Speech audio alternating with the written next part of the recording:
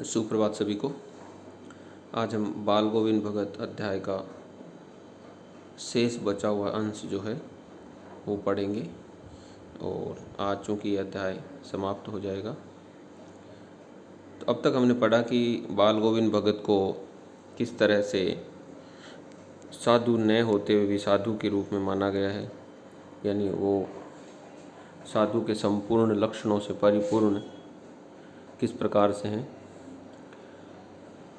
तो अब हम आगे जो पढ़ेंगे उसमें सर्वप्रथम हमने जो अभी तक पढ़ा था, तो अंत में जो पढ़ा था कि किस प्रकार से बाल गोविंद भक्त के इकलौते पुत्र की मृत्यु हो जाती है और वो उसकी मृत्यु के उपरांत क्या रिएक्ट करते हैं, कैसा व्यवहार करते हैं। यहाँ उनका एक विस्तृत मानवीय रूप उभर के सामने आएगा जो सामान्यतः दुर्लभ होता है। तो जब उनके पुत्र की मृत्यु हो जाती है तो वो उनको आंगन में लिटा देते हैं, सफ़ेद चादर ओढ़ा देते हैं, पास में कुछ फूल और तुलसी दल बिखेर देते हैं, दीपक जला देते हैं और पास में बैठ के भजन गा रहे होते हैं। तो घर में पतोहू रो रही है, यानी पुत्र वधू जो है वो अपने पति के देहांत पे, उनकी मृत्यु पे शोक मना रही है, रो रही है, जिसे गांव की स्त्रियां चुप कराने की कोशिश कर रही है। इन गांव से जो आस पड़ोस की और समाज की जो महिलाएं हैं वो उनको ढाढ़स बंधा रही है, किंतु बाल गोविंद भगत गाए जा रहे हैं। हाँ, गाते गाते कभी कभी पतोहू के नज़दीक भी जाते और उसे रोने के बदले उत्सव मनाने को कहते कि ये तो रोने का समय नहीं है, इसको उत्सव यानी त्यौहार की तरह सेलिब्रेट करो, मनाओ। तो आत्मा, और कहते क्या है कि आत्मा परमात्मा के पास चली गई, विरहनी अपने प्रेमी से जा मिली। विरहनी मतलब जो अपने प्रेमी से बिछुड़ी हुई हो। भला इससे बढ़कर आनंद की कौन बात है। यानी यहाँ पे विरहनी आत्मा को कहा है और प्रेमी ईश्वर को कहा है। तो जिस प्रकार से मानव जीवन में मनुष्य की आत्मा जो है अंततः यहाँ भटकते भटकते कई वर्षों उपरांत ईश्वर में जाकर मिल जाती है, तो उसको प्रेमी का विरहनी का प्रेमी से मिलन या आत्मा का परमात्मा में मिलन कहा गया है। तो कह रहे हैं भला इससे बढ़कर आनंद की और कौन बात। मैं कभी कभी सोचता ये पागल तो नहीं हो गए, किंतु नहीं, वह जो कुछ कह रहे थे उसमें उनका विश्वास बोल रहा था, चरम विश्वास जो हमेशा ही मृत्यु पर विजय होता आया है। यानी ये उनका दृढ़ विश्वास था। यानी उस आदमी के जीवनोपरांत, यानी उसने अपने जीवन में जो अनुभव किया था, जो महसूस किया था, जो सीखा था, जो समझा था, यानी जो दुनियादारी के जो अनुभव उसको शख्स को थे, उनके आधार पे उनका ये जो निष्कर्ष था कि किसी की मृत्यु पे रोना कोई सही नहीं है, ये तो एक चरम सत्य है और परम सत्य है कि हर इंसान को, जिसने भी जन्म लिया है, अंततः उसको मृत्यु तो प्राप्त होगी ही होगी, तो उसमें शोक की कौन सी बात है। तो ये उनका बहुत ही दृढ़ विश्वास था। तो लेखक को कभी कभी ऐसा लगता था कि ऐसे किसी की मृत्यु पे, और किसी की नहीं, वो अपने स्वयं के पुत्र की मृत्यु पे पिता अगर ऐसी बात कहे तो ये बहुत ही दुर्लभ बात होती है, बहुत ही असंभव सी बात लगती है। परंतु बाल गोविंद भक्त का व्यवहार ऐसा ही था।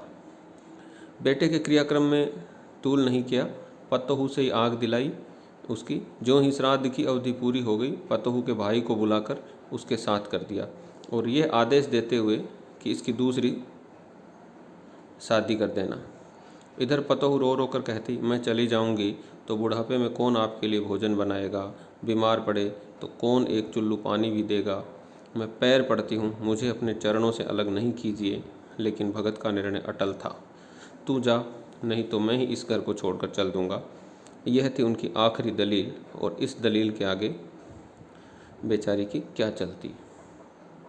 यानी यहाँ पे वो अपने बारे में ज़्यादा चिंतित नहीं थे कि मेरा वृद्धावस्था में मेरे साथ क्या होगा, या मुझे खाना कौन बना के देगा, तबीयत खराब हुई तो मेरी कौन सेवा करेगा। ये सब उनके चिंतन के विषय नहीं थे। उनके विचारणीय बिंदु जो थे वो ये थे कि ये लड़की, यानी जो अपने पुत्र की वधू थी, पत्नी थी, इसकी अभी इतनी उम्र ही नहीं हुई कि ये बाकी का अपना शेष जो जीवन है वो एक विधवा की तरह जीवन व्यतीत करे। वो ये कतई नहीं चाहते थे। तो उन्होंने पतोहू यानी अपने पुत्र वधू के भाई को बुला के उसके साथ विदा कर दिया और यह आदेश देते हुए कि अब आप इसको ले जाओ और इसका दूसरा विवाह कर दो।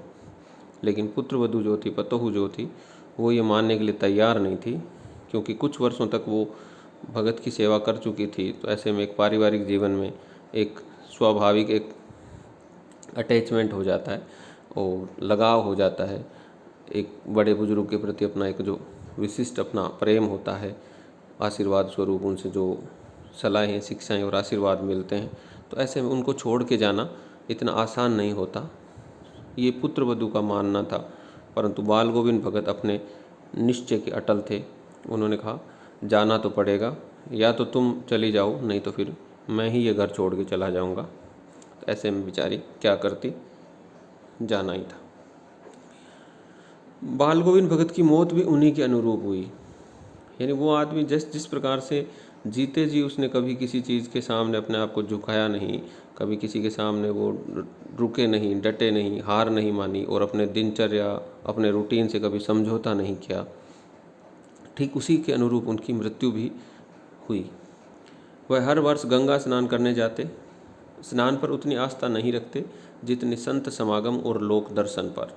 पैदल ही जाते। करीब 30 कोस पर गंगा थी। 30 कोस यानी लगभग 90 किलोमीटर, एक कोस में 3 किलोमीटर माने जाते हैं, तो 90 किलोमीटर वो पैदल जाते। साधु को संबल लेने का क्या हक, और गृहस्थ किसी से भिक्षा क्यों मांगे।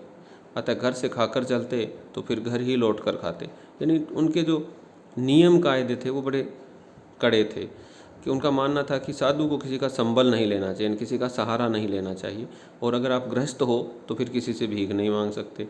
अब इनके साथ समस्या ये थी कि ये गृहस्थ भी थे और साधु भी थे, तो ये ना तो किसी का सहारा ले सकते थे, यानी संबल ले सकते थे, मदद ले सकते थे, और ना ही ये किसी से मांग के खा सकते थे।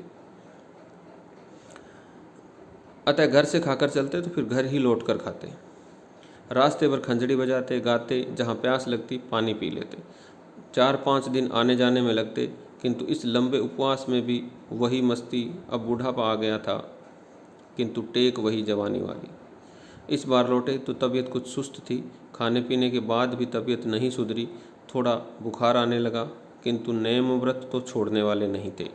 वही दोनों जून यानी दोनों समय गीत, स्नान, ध्यान, खेती बाड़ी देखना दिन दिन छिजने लगे, यानी फिजिकली डाउन होने लगे। लोगों ने नहाने धोने से मना किया, आराम करने को कहा, किंतु हंसकर टाल देते रहे। फिर लोगों ने कहा कि अब वृद्ध हो गए हो, उम्र काफ़ी हो गई है, तो थोड़ा सा शरीर को आराम दो, रिलैक्स दो। सुबह सुबह ठंडे पानी से नहाना, भजन कीर्तन करना, खेती बाड़ी संभालना, इनमें थोड़ा सा कमी करो आप, अब तुम्हारी उम्र नहीं रही है। परंतु हंस के टाल देते। उस दिन भी संध्या में गीत गाए, किंतु मालूम होता जैसे तागा टूट गया हो, माला का एक एक दाना बिखरा हुआ हो। भोर में लोगों ने गीत नहीं सुना। जाकर देखा तो बाल गोविंद भगत नहीं रहे, सिर्फ उनका पंजर पड़ा है, यानी डेड बॉडी। तो कह रहे हैं कि उनका जो दृढ़ निश्चय और अटल विश्वास ये था कि उन्होंने मरते दम तक अपने रूटीन से कभी कोई समझौता नहीं किया।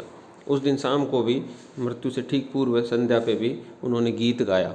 हालांकि आज वो उस तन्मयता और एकाग्रता और उस लय से नहीं गा पा रहे थे, क्योंकि शरीर ढल चुका था। मृत्यु के ठीक पूर्व उनमें वो उत्साह और जोश नहीं था। तो तागा टूटा हुआ हो उस तरह से धीमे स्वर में ही सही, परंतु उन्होंने अपने नेम व्रत से कभी समझौता नहीं किया, और जैसा भी बन पड़ा उन्होंने गाया। अगले दिन सुबह जब उनकी आवाज़, जैसा कि उनका रूटीन था, वो प्रतिदिन प्रातः उठ के गंगा स्नान, नदी में स्नान को जाते थे, और नदी से स्नान करके आते टाइम रास्ते में खंजड़ी बजाते हुए कहीं बैठ के वो गीत गाते थे। पर आज लोगों ने उनका गीत नहीं सुना, तो जाके देखा तो वो पाया कि अब बाल गोविंद भगत इस दुनिया में नहीं रहे, हमेशा हमेशा के लिए इस दुनिया से चले गए। तो इस प्रकार से इस शख्स ने गृहस्थ जीवन जीते हुए भी किस प्रकार से साधु की संपूर्ण परिभाषाओं में खरे उतरते हैं, तो लेखक ने ये सारा इस पर प्रकाश डाला है। उम्मीद करता हूँ कि ये आप लोगों को अच्छे से समझ में आई होगी कहानी, और अब इसके आपको प्रश्न अभ्यास करने हैं। धन्यवाद।